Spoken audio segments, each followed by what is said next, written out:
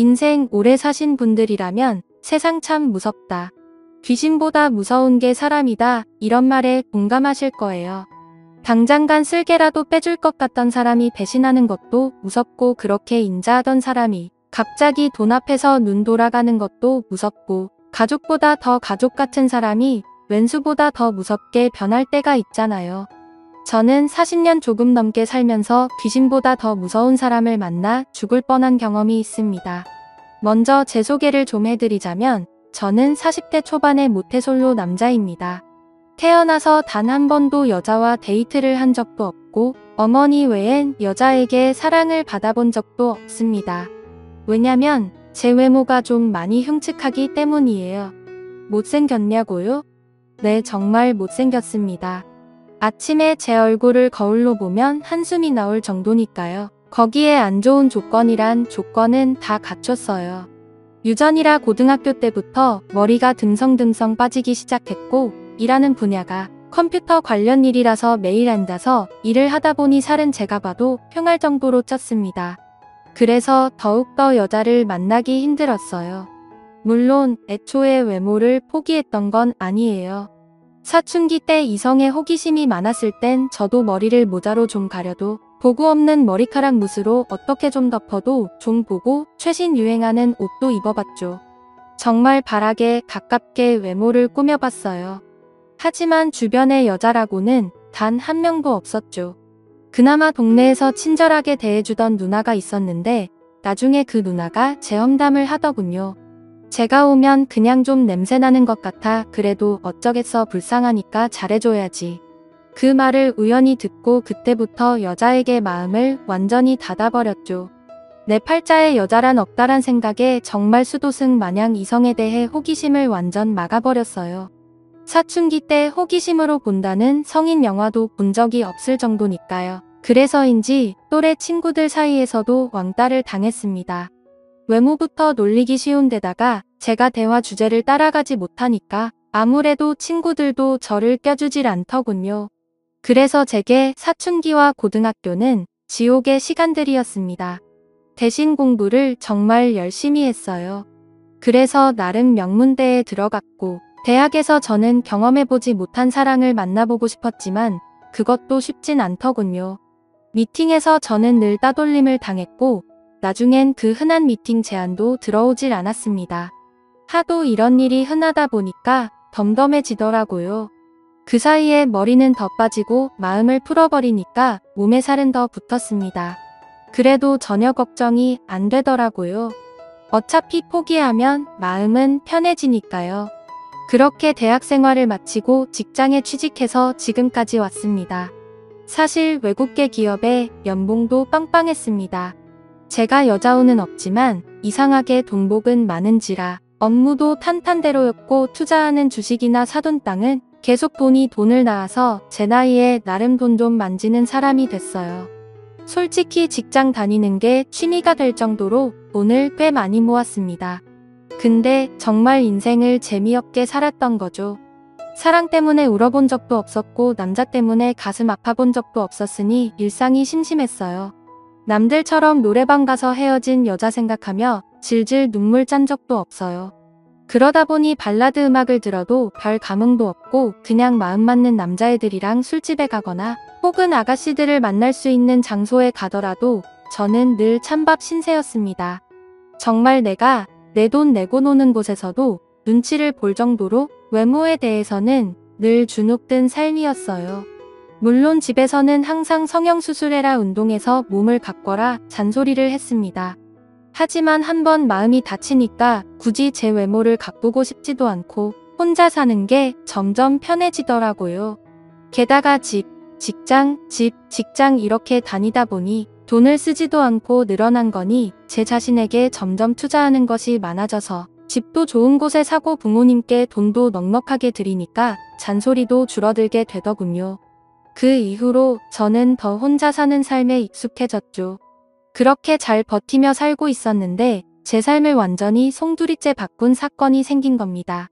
그날도 퇴근하고 돌아와서 집에서 남은 작업을 좀 하고 있다가 제 밑에 일하는 서포트 직원에게 카톡으로 지시를 내리고 있었습니다. 근데 갑자기 속이 답답하고 머리가 띵해지면서 앞이 뿌옇게 되는 겁니다. 순간 왜 이러지 싶었는데 그 다음에 의식이 없더군요. 그리고 눈을 떠보니 병원 응급실인 겁니다. 눈앞에 누가 괜찮냐고 물어보는데 그 이후로는 기억이 안 나는 거예요. 그리고 다시 잠이 들었나 봅니다. 다시 눈을 뜨니까 제가 고급 병실에 누워있더군요. 어머니가 옆 침대에서 주무시고 계셨고요. 제 몸엔 온갖 링거와 치료제 같은 약물들이 덜렁덜렁 매달려 있는데 도대체 영문을 모르겠는 겁니다. 그래서 힘겹게 소리를 쳤더니 주무시던 어머니가 일어나시더니 의식이 돌아왔다며 좋아하시는 겁니다. 그래서 자초지종을 물었죠. 알고 보니 제가 일하던 도중 뇌출혈로 쓰러졌다는 거예요. 다행히 심각한 수준은 아니었지만 만약 계속 방치했으면 사망에 이를 수도 있었다는 겁니다. 카톡을 주고받던 직원이 업무는 빨리 해야 하는데 제가 카톡으로 답변은 안 하고 그래서 전화도 해봤지만 답변이 없어서 혹시나 하는 마음에 119에 신고를 해줘서 제가 살았다는 겁니다. 정말 하늘이 저를 살리고 그 직원이 저를 살린 셈이죠. 어쨌든 당분간 입원 치료를 해야 했기에 병원에 있었는데 정말 돈이 좋긴 좋더군요. 1인실에 최고급 서비스를 받으며 의사들이 줄줄이 들어와서 매번 안부를 묻고 제 전용 벨도 있고 어쨌든 무슨 호텔에 온 줄 알았습니다. 그때 제 눈에 들어온 여성이 있는데 바로 병실에 드나드는 간호사였습니다. 정말 꿈에서나 보던 이상형의 간호사였어요. 조금만 외모에 자신 있는 남자라면 틀림없이 전화번호를 물어보고 싶어지는 여성이었죠. 어찌나 외모가 아름답고 행동도 너무나도 여성스러워서 보는 내내 미소가 지어졌습니다. 하지만 저는 외모에 자신도 없고 이미 마음의 벽을 두 겹 세 겹으로 쌓은 인간인지라 절대 내색하지 않았죠. 어차피 저 간호사도 내가 말을 걸어봤자 나를 괴물로 생각할 거야 이렇게 스스로 생각하고 있었습니다.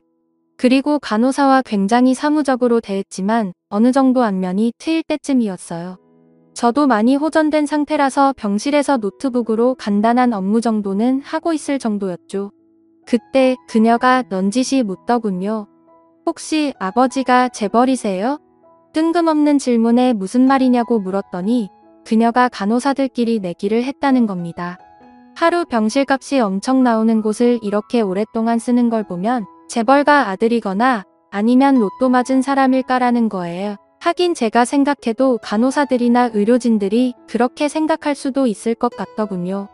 최고급 병실에 계속 눌러앉아 있지 그렇다고 졸부마냥 갑질하는 것도 아니고 매일 노트북으로 뭔가 두들겨 대고 누군가에게 전화로 지시를 내리니까 재벌 2세나 3세 정도로 보일 수도 있었겠죠. 그 말을 듣고 웃음이 픽칵 나오는데 그녀가 더욱더 사랑스럽게 보이더군요. 그래서 아닙니다. 저는 자수성가한 사람이에요. 이렇게 짧게 대답하고는 하던 일에 몰두했습니다. 그런데 그 이후로 자꾸 그녀가 눈에 들어오더군요. 그리고 그걸 의식하기 시작하니까 그녀의 행동 하나하나가 의미있게 느껴지는 겁니다. 그냥 링거노우로 온 건데도 날 보러 온 건가? 혼자 망상에 빠지기도 하고 중간에 관광 체크하러 올 때도 괜히 거울을 한번 보며 그녀를 기다리게 됐습니다. 그런데 더욱 결정적이었던 건 어머니가 그녀를 좋게 보시더라고요. 은근히 그 말을 들으니까 그녀에게 용기를 내보고 싶어졌습니다. 어릴 적 동네 누나에게 고백할까 말까 고민한 이후로 두 번째로 여자에게 데이트 신청을 할까 말까 고민한 순간이었죠. 그래서 간호사 그녀가 온 순간에 은근히 물어봤습니다. 보통 일 끝나고 뭐 하세요? 그녀는 대수롭지 않은 표정으로 피곤해서 집에 가서 잔다고 하다군요. 여자를 좀 만나봤거나 용기 있는 남자 같으면 나중에 저랑 식사라도 할래요? 이런 식으로 대화를 이어갈 텐데 저는 용기가 없어서 그녀가 피곤해서 잔다는 말에 네 하고 아무 말도 못했습니다. 그런데 그녀가 답답했는지 갑자기 왜요? 퇴원하면 저 맛있는 거라도 사주시게요? 이러는 겁니다. 그 말을 듣는 순간 저도 모르게 기뻐서 네라고 대답을 했습니다. 누군가가 먼저 밥을 먹자는 제안, 그것도 짝사랑하던 이상형의 여인이 먼저 밥을 먹자고 하니까 세상을 다 얻은 기분이었습니다. 그렇게 점점 그녀와 가까워졌고 제 삶에도 희망, 긍정, 기쁨, 행복 이런 단어가 찾아오더군요. 그렇게 그녀와 저는 병실 데이트를 몰래 이어갔습니다. 아주 짧지만 그녀가 잠시 병실에 들리면 이런저런 이야기도 나누고 퇴원하고 어디 갈까 계획도 세웠죠. 물론 정상적인 연인들처럼 알콩달콩 데이트를 한 것이 아니라서 조심스럽게 나중에 뭐 하자 이런 간단한 대화였지만 적어도 그녀가 저를 싫어하진 않는다는 걸 알았으니까 저에겐 너무나도 기쁜 순간들이었습니다. 그렇게 시간이 흘렀죠. 의사가 퇴원하란 말만 없었으면 병원에서 평생 살고 싶었지만 일단 병실을 나왔습니다. 물론 그녀의 연락주도 받았고 가까운 시간 안에 밖에서 그녀를 만났습니다. 매일 간호복 입은 그녀를 보다가 사복 입은 그녀를 보니까 심장이 콩콩 뛰면서도 한편으로는 머리도 벗겨지고 배 나온 제 모습이 초라해 보이더군요. 저랑 그녀가 둘이 걸어가는데 사람들의 수군거림이 들리는 것 같았습니다. 그녀도 그런 수군거림을 들었는지 저에게 어디 조용한 데 가서 이야기를 나누자고 하더군요. 그렇게 조용한 카페에 들어갔고 처음으로 정말 진지하게 이야기를 나눌 수 있었습니다. 그녀의 어머니는 신장에 문제가 있어서 아프시고 아버지는 사업가였지만 사업이 망한 후 집안 사정이 어려워서 그녀가 거의 가장 노릇을 하고 있다는 겁니다. 매일매일 무료하게 병원 생활을 하며 지냈는데 그녀가 나타나서 간호사들 사이에서 제 정체가 나름 이슈가 됐었다는 거예요. 그래서 자기가 용기를 내어 물어봤고 이렇게 만나게 됐다는 거죠. 그 말을 들어보니 나도 누군가에게 관심을 받을 수 있다는 게 신기하기도 하더군요. 그래서 그날 첫 만남 때 제가 아는 모든 정보를 다 동원해서 최고급 풀코스로 그녀를 즐겁게 해줬습니다. 가장 전망 좋은 레스토랑에서 식사를 했고 가장 좋은 와인으로 그녀의 입을 즐겁게 해줬습니다. 최고급 차로 그녀를 집에 데려다 줬고요. 그녀는 부담스럽다 하면서도 내심 좋아하는 눈치더군요. 그래서 헤어질 때쯤 용기를 내서 물어봤습니다. 근데 저랑 계속 만나 주실 건가요?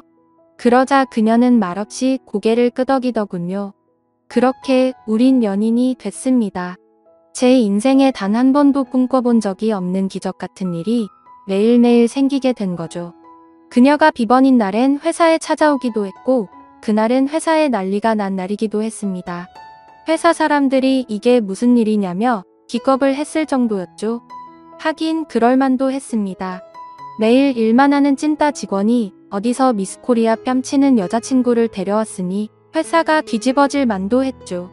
모두들 수군대고 저에게 와서 비결이 뭐냐고 묻는데 어깨가 으슥해지는 겁니다. 옛말에 아내가 이쁘면 처갓집 말뚝만 봐도 절을 한다더니 그 말을 실감하겠더군요. 저의 자존심을 높여주는 그녀를 위해 제가 못할 일은 없었습니다. 그리고 숨길 것도 없었죠. 제가 가진 모든 것을 보여주고 알려줬습니다. 그녀 역시 자신의 모든 것을 저에게 줬으니까요. 정말 행복한 순간이었습니다. 그래서 하루는 그녀에게 물어봤어요. 나도 얼굴 싹 고칠까? 근데 너무 안 어울리는 외모잖아 그랬더니 그녀는 제 얼굴을 하염없이 쓰다듬으면서 난 자기의 이 얼굴이 너무 좋아. 다른 사람이 가질 수 없는 얼굴이잖아. 그래서 당신만이 가진 거고 그래서 나만의 사람이 될 수 있는 거잖아. 그러니까 외모 신경 쓰지 말고 이젠 건강에 신경 써 이렇게 이야기해 주는데 스르륵 안 녹을 남자가 어디 있을까요? 그 이후로 저는 그녀에게 더욱더 최선을 다했고 그녀가 하라는 것은 다 하게 됐습니다.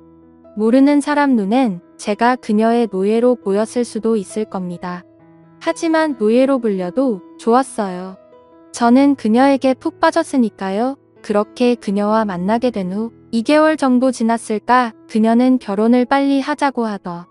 저는 그녀에게 푹 빠졌으니까요. 그렇게 그녀와 만나게 된 후 2개월 정도 지났을까 그녀는 결혼을 빨리 하자고 하더군요. 좀 급한 감이 없지 않나 저는 좀 망설였습니다. 그랬더니 그녀는 자기가 왠지 마음이 변할 것 같아 이러면서 강하게 결혼을 밀어붙이는 겁니다. 저야 좋았죠. 이런 미인이 결혼을 밀어붙이니까요. 그래도 절차라는 게 필요하니까 양가 부모님을 만나야 한다고 했더니 그녀가 좀 많이 불편한 표정으로 말하더군요.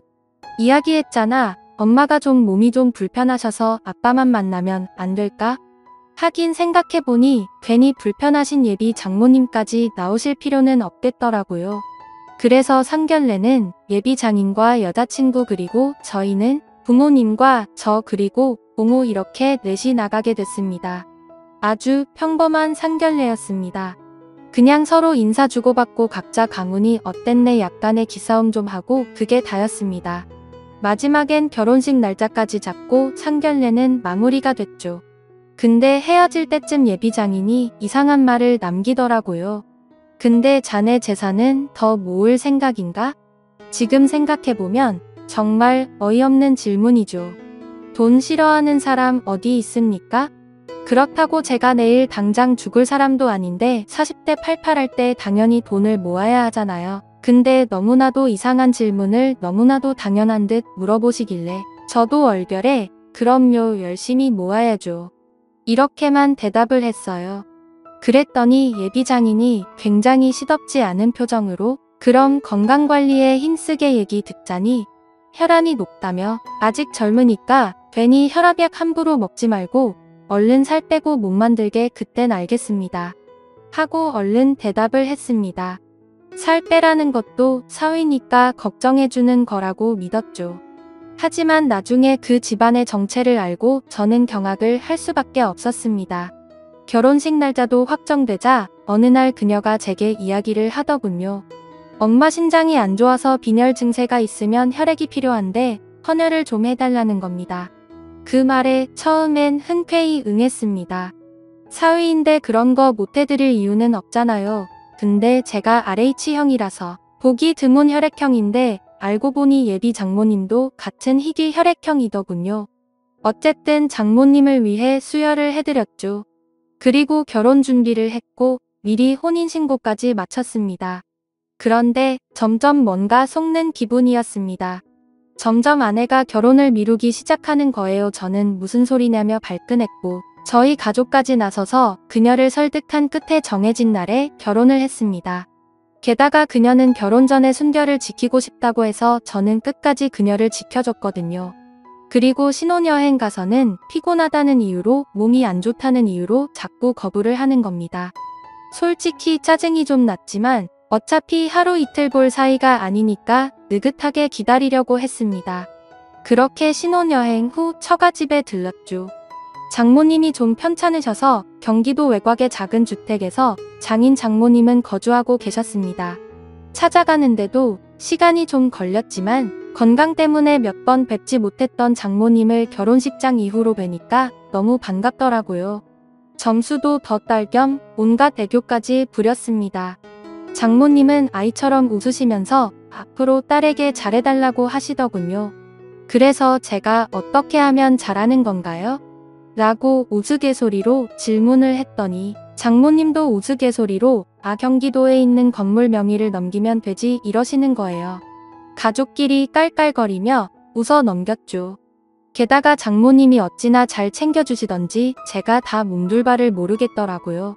근데 피곤해서 그런지 그날 장모님이 차려주신 밥을 먹으니 졸음이 설설 오는데 도저히 잠을 못 참겠더라고요. 그래서 잠깐만 눈을 감아야지 했는데 눈을 떠보니 한낮이었습니다. 이미 장인어른은 동네 마실 다니러 나가셨고 장모님은 병원에 가셨고 아내만이 부엌에 있더군요. 근데 오른쪽 팔이 조금 시큰거려서 슬쩍 보니 주사 자국이 나 있는 겁니다. 이게 뭐지?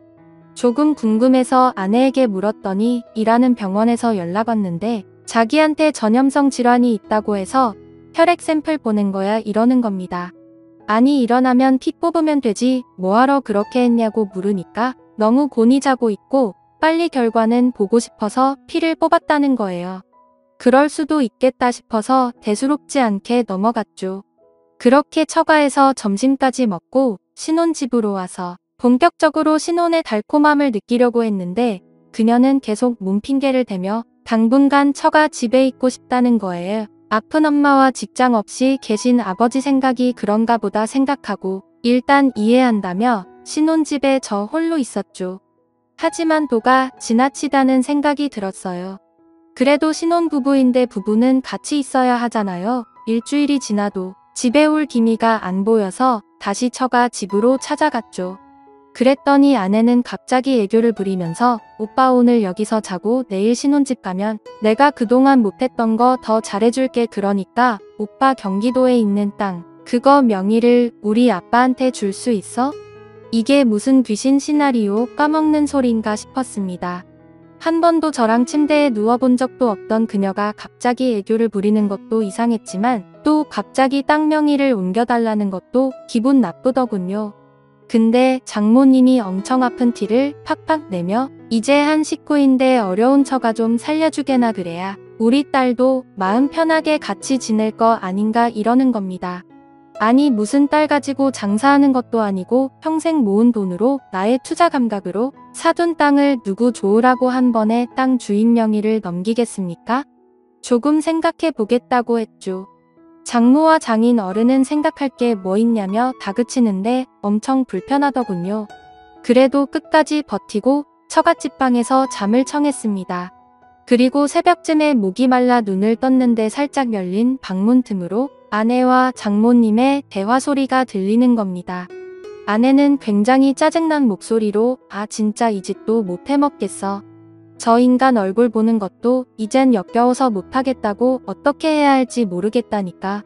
RH 혈액형이라서 엄마한테 도움이 될까 했더니 수혈도 안 되는 피에다가 돈 많은 돼지 주제에 죽으면 돈 싸질머지고 갈 것도 아니면서 엄청 돈도 안 쓰고 아우 짜증나 그랬더니 장모님은 아내를 달래면서 나중에 살살 꼬셔봐. 내가 봐도 오늘은 좀 급한 거 같구나. 피는 어쩔 수 없고 그러면 돈이라도 뜯어내야지. 그냥 딱 한 번 눈 감고 참어. 저런 애들은 저같이 미인 보면 사족을 못 쓰니까 땅이나 건물 하나만 알차비기로 받아내. 그러자 아내는 주사기를 만지작거리더니 아 얼굴만 보면 그냥 확 어떻게 해버리고 싶어. 그 말이 너무 섬찟해서 다리가 부들부들 떨리더군요.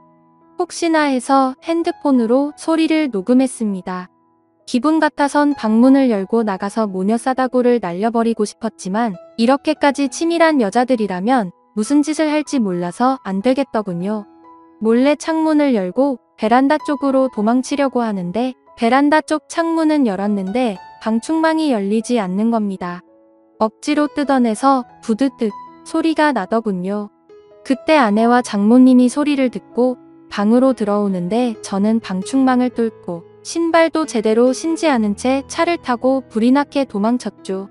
멀리서 아내가 저를 부르는 소리가 들렸지만 저는 무조건 차를 타고 도망쳤습니다.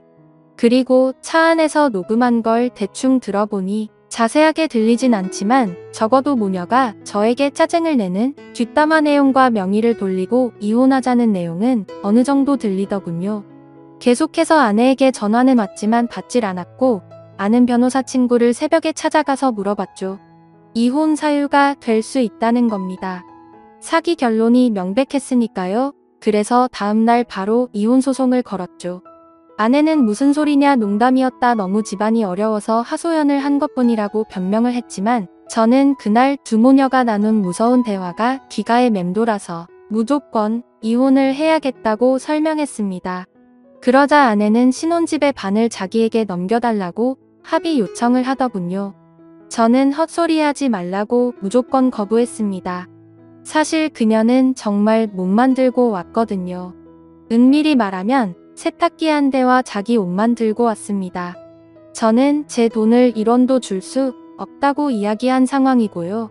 정말 피까지 뽑아주고 돈도 다 주려고 했는데 이렇게 남자의 순정을 울린 그 집안 사람들을 도저히 용서할 수가 없습니다.